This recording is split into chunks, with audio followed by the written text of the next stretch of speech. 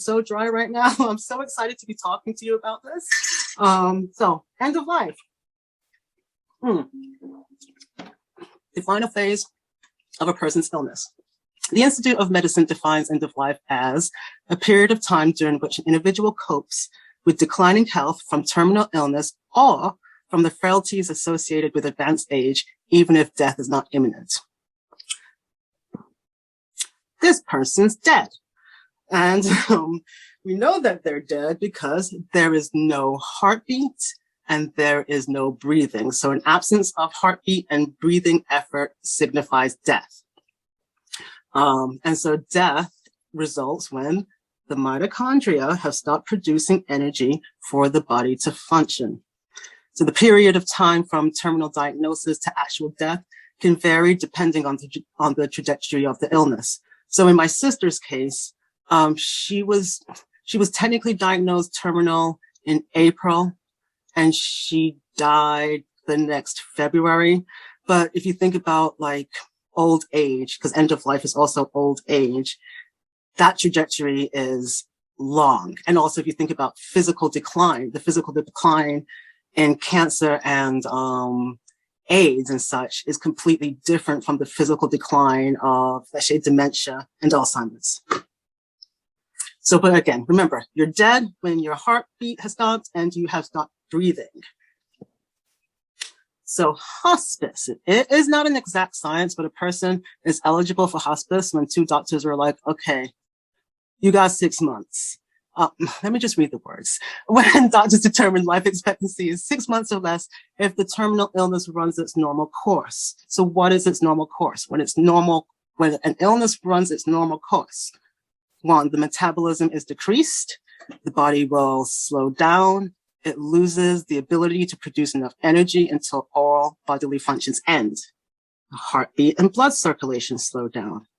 The brain and organs receive less oxygen than they need to function, and they eventually stop working. This can manifest as a number of symptoms. We're looking at one body system, because remember, we've got a number of body systems, but in end of life, physical manifestations of the end of life, the circulatory system. We often think of our heart like as existing alone by itself, but it is not. It's a part of an entire system, which includes your heart, veins, arteries, and your blood cells. And your circulatory system transports oxygen, nutrients, hormones to the cells for energy, growth, and repair. Towards the end of life, circulation becomes less efficient. Now, doing this research, this was an amazing thing I found out about like the cardiac muscles. The cardiac muscle cells are found in the heart. From the moment they are formed in the womb until the person dies, they are beating. They don't stop beating. And that's just amazing to me. So the physical manifestations end of life for the circulatory system is like the increased heart rate or later slowing down. So the heart fluctuations and decreased blood pressure. And what this really means is there's a diminished ability for oxygen to get to the muscles and organs. And we will see this as terminal fatigue. Terminal fatigue is different, like as in my sister's pictures, like terminal fatigue. You can't recover from it like other fatigue. It is a problem, 75%. It's really, I don't know where the 75% comes from, because it's almost like 100% fatigue is going to be an issue. And it's the most distressing symptoms. It's the one that interferes with daily living, because you cannot do the things that you want to do at all. And you are confused, diminished mental capacity, a difficulty in performing daily activities. You cannot move around. My sister at that point in the bed, she could not walk to the bathroom. So we had the commode right next to her. It's that degree of fatigue. So if you haven't already gotten the little blue book, if we look at page 4 of that book, end of life changes in energy and metabolism, she explains it great. like food is the way we energize our body.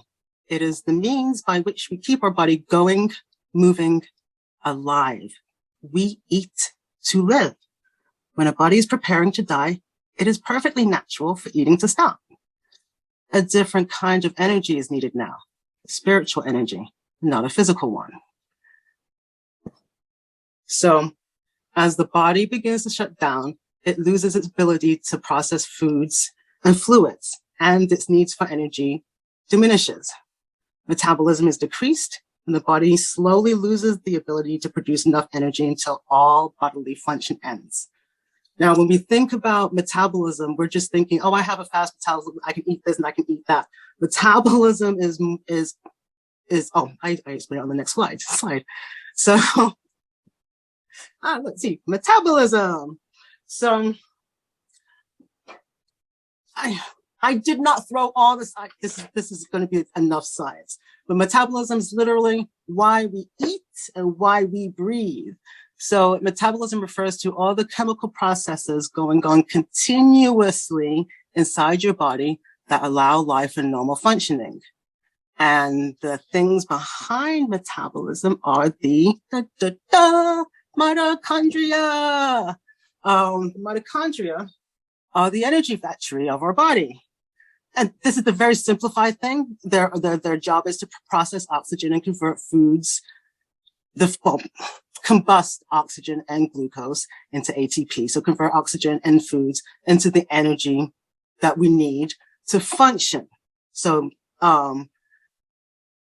slow down. See, I get very excited. I'm getting so excited because the thing about mitochondria is like, just remember, we inherit mitochondria from our mother.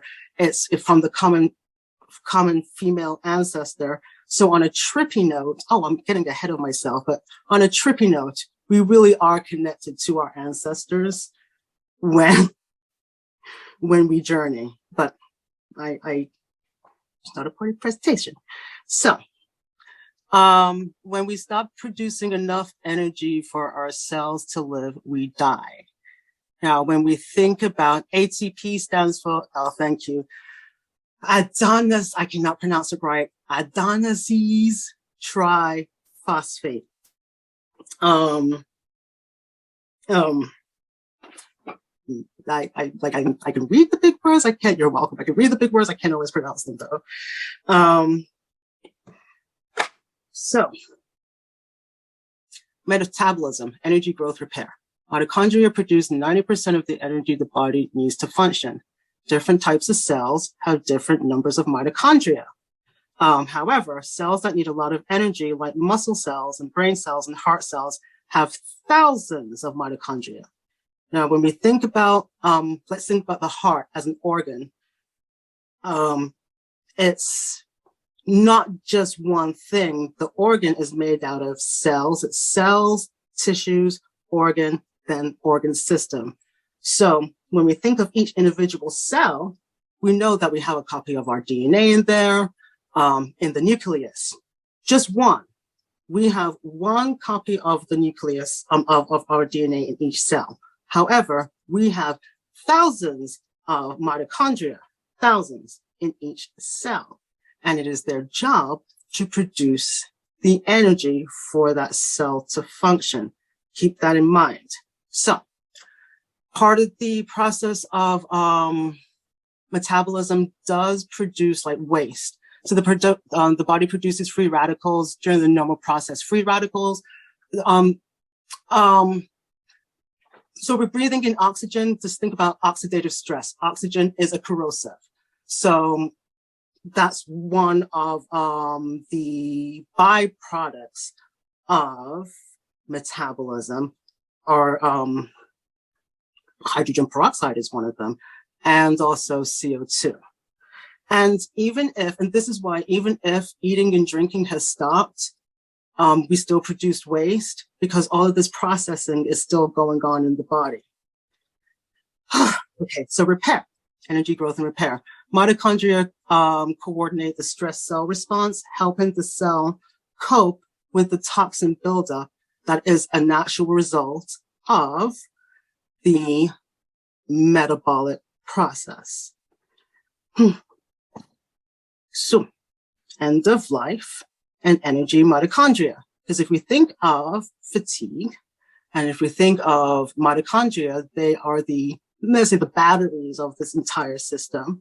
As we die, our need for energy diminishes. Illness and disease will also disrupt how mitochondria convert oxygen and food, and this results in mitochondrial disease. Mitochondrial diseases are long-term disorders that occur when the mitochondria fail to produce enough energy for the body to function properly. Cancer is a mitochondrial disease. Alzheimer's is a mitochondrial disease. The body just can't create enough energy to function, repair, or maintain itself. At the end of life, mitochondrial function cannot be improved. Let me take a sip of this. I didn't add this, but it's absolutely fascinating because there's one of the things that the mitochondria do is program cell death. Like dying is a natural part of life. There's parts of our bodies, like we shed parts of our bodies every day. That's natural.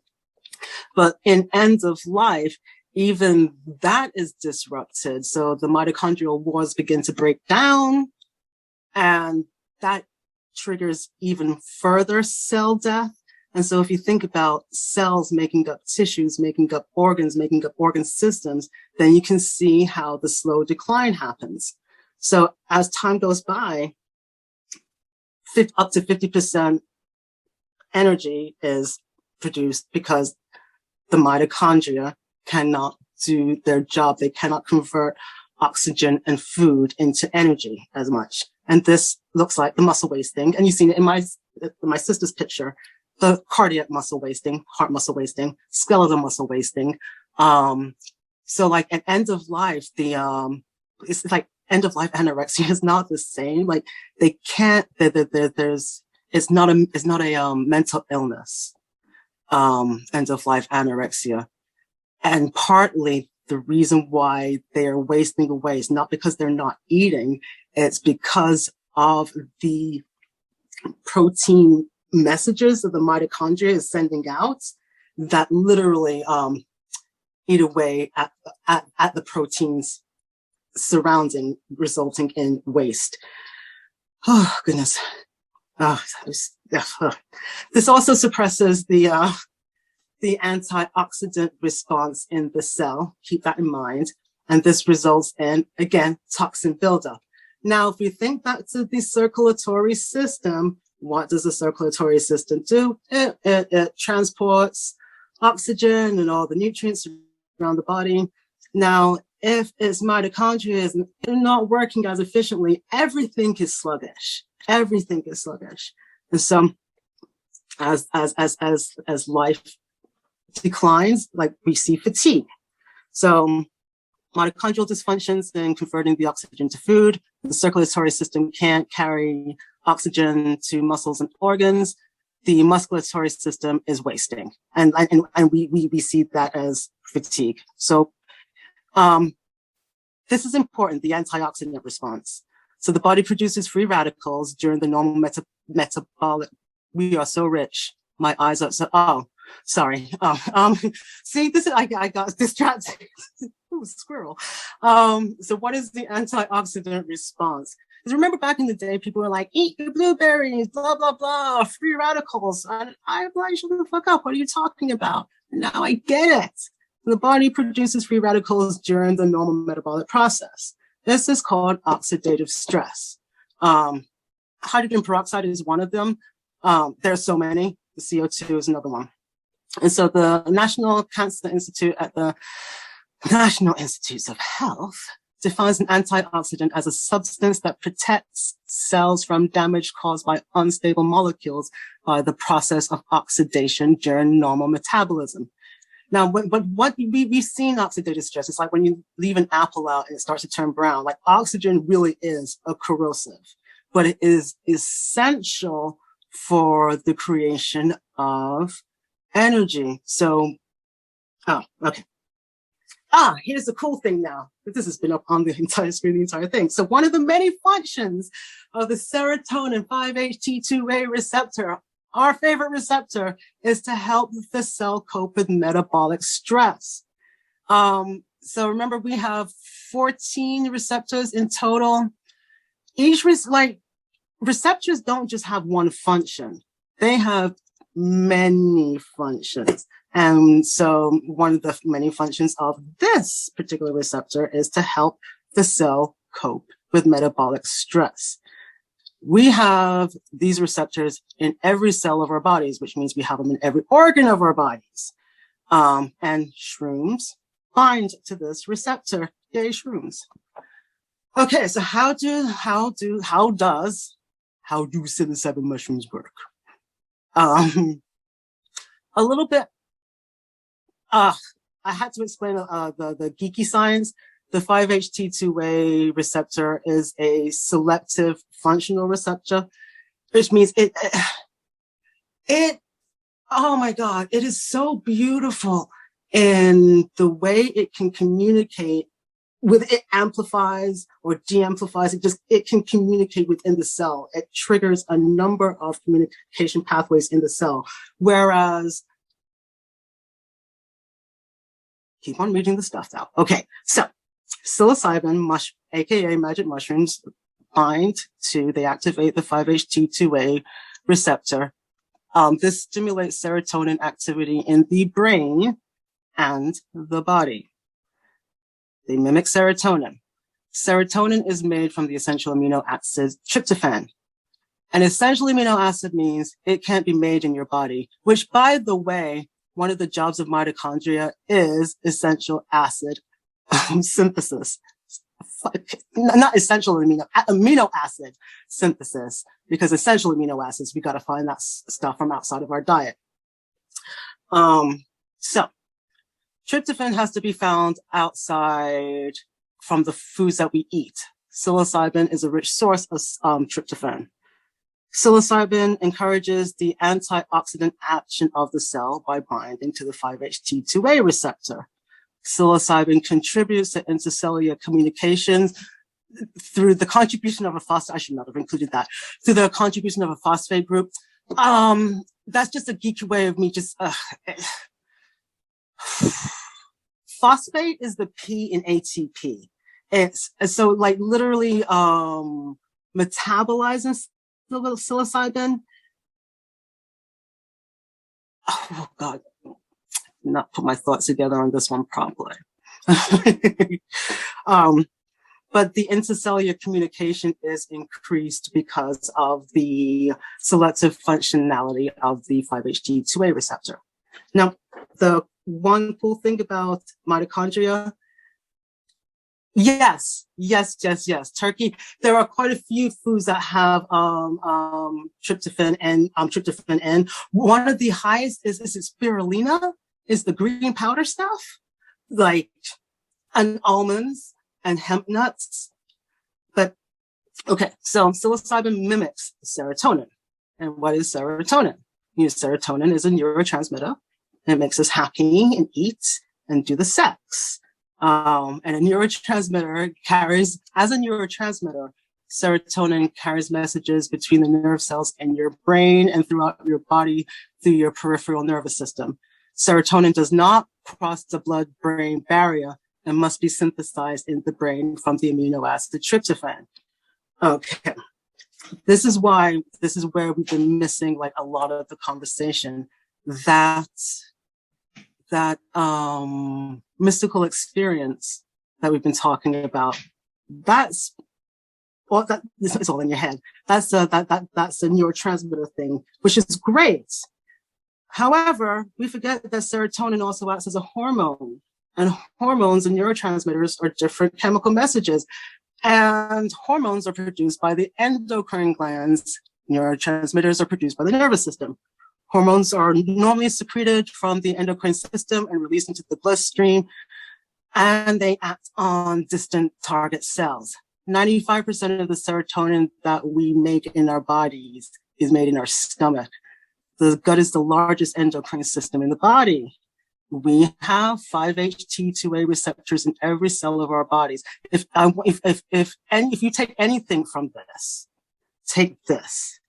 that when we are eating mushrooms, it's not just the mental effects, it's impacting our entire body, because psilocybin mimics serotonin. Serotonin is a neurotransmitter and a hormone. So when we're thinking about like managing end of life with managing end of life fatigue with mushrooms, we're not thinking about really the fatigue. We're thinking about supporting whatever mitochondria function there is during the last months. Because if you think about it, it's the mitochondria that produce 90% of the energy that we need to live and to process everything. So, and the reason why the mitochondria is supported by psilocybin use is because of that antioxidant response specific to the cell. And another thing about psilocybin, which we do know, is pain is reduced because pain pathways are interrupted within the brain as a neurotransmitter, but in the body as a hormone, inflammation is reduced. The 5-HT2A receptor is also connected to certain anti-inflammatory intercellular pathways. So much words for saying, like, so many words for saying what we've all intuitively known, that this body just heals the body, the end period. But like but it heals the body at a cellular level. And one of the things that like fatigue does take away your dignity. Like imagine like not being able to walk to the bathroom or not being able to do the things that you want to do in your last days.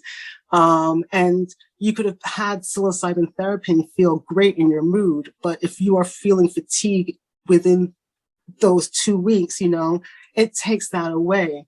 And so psilocybin in end of life, it has its place because it improves personal agency, that the whole control thing. We know it clears the mental fog, it helps with symptom management, the depression of but it's not just